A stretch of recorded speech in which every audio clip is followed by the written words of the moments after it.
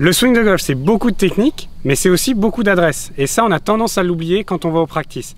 Donc voici un conseil pour justement travailler cette adresse.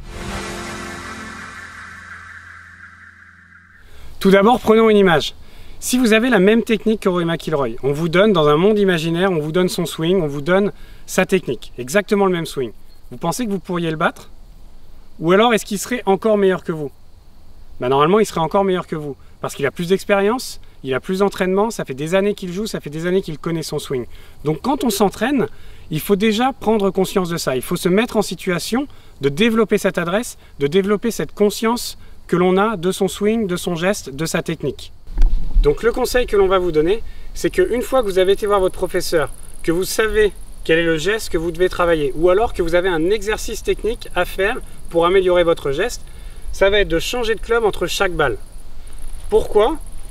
Parce qu'en changeant de club, si je prends deux exemples flagrants, en changeant de club entre chaque balle, je vais avoir affaire à des longueurs de club différentes, à des angles de club différents.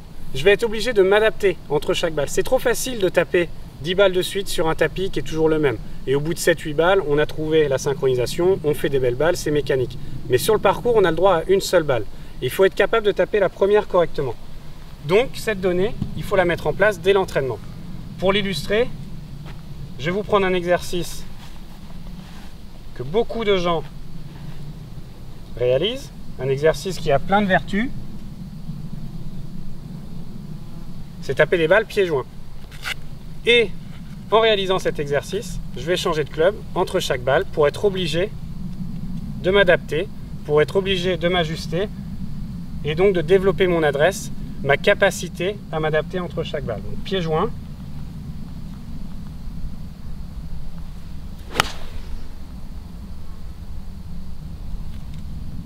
Je vais taper mon fer neuf et que je sois content ou que je ne sois pas satisfait, je m'oblige à changer de club.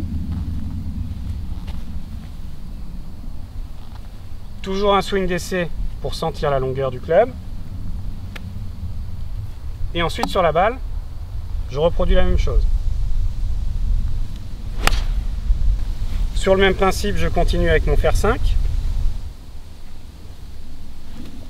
Un swing d'essai pour m'adapter à la longueur. Je me mets en position.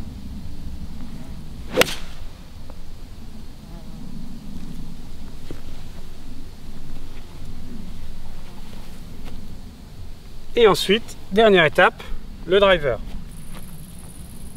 Un club vraiment différent des autres, plus long, mais néanmoins je dois faire l'exercice avec ce club-là aussi. Petit swing d'essai.